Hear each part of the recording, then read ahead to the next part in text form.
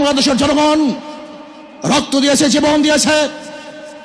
বাংলাদেশে চাঁদাবাজি করার জন্য নয়, খুন করার জন্য নয়, দেশকে দখল করার জন্য নয়, দুর্নীতি করার জন্য মানুষ রক্ত দেয়, জীবন দেয়। বাংলাদেশের মানুষ জীবন দিয়েছিল, মানুষ মুক্তি পাবে, শান্তি পাবে। আমার গরিব দুঃখী মেহনত মানুষ ক্ষুধার্ত থাকবে না। বাংলাদেশের একজন মানুষও খোলা আকাশের নিচে থাকবে না। বাংলাদেশের একজন গরিব বস্ত্রহীন থাকবে না। আমার বাংলাদেশের কোন মানুষ গুম হবে না, খুন হবে না। বাংলাদেশের কোন ব্যবসায়ীকে চাঁদা দিতে হবে না। বাংলাদেশের প্রত্যেক নাগরিক অধিকার বাস্তবায়ন হবে। তারা শান্তিতে বসবাস করতে পারবে, নির্বিঘ্নে ঘুমাতে পারবে। আমার মা বোনরা ইজ্জত দিয়ে রাস্তায় চলাফেরা করতে পারবে। বাংলাদেশের মসজিদ থাকবে, মাদ্রাসা থাকবে, দাড়ি থাকবে, টুপি থাকবে। দাড়ি পরে কেউ আক্রমণ করতে পারবে না, টুপিকে ছিনিয়ে কেউ নিতে পারবে না, ইসলামের বাইরে কেউ আইন পাস করতে পারবে না। এর জন্য জীবন দিয়েছিল, রক্ত দিয়েছিল। দ্বিতীয়বার দাড়ি টানবে এই দৃশ্য দেখার জন্য মানুষ রক্ত দেয় নাই। মৌলবাদীর বিরুদ্ধে আঙ্গুল তুলবে, মোল্লা বলে গালি দিবে, আজকে টুপি দাড়িওয়ালাদের ক্ষমতায় যেতে দেবে না, এই স্লোগান শোনার জন্য মানুষ রক্ত দেয় নাই।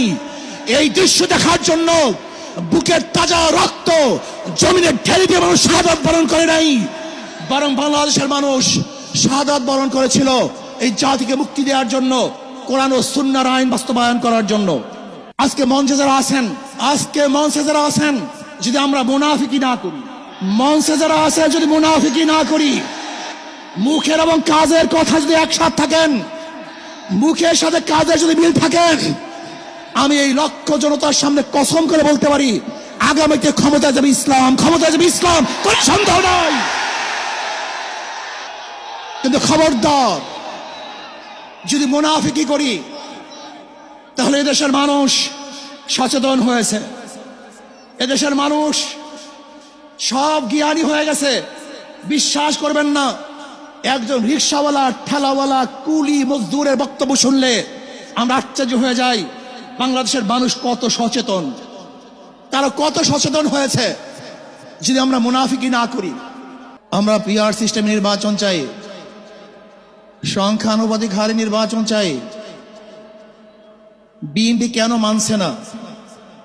বিএনপি তো দাবি করেছে আমরা জাতীয় সরকার গঠন করব, এটা বিএনপির দাবি। আর জাতীয় সরকার গঠন করার জন্য সবচেয়ে ভালো পদ্ধতি পিআর সিস্টেম নির্বাচন।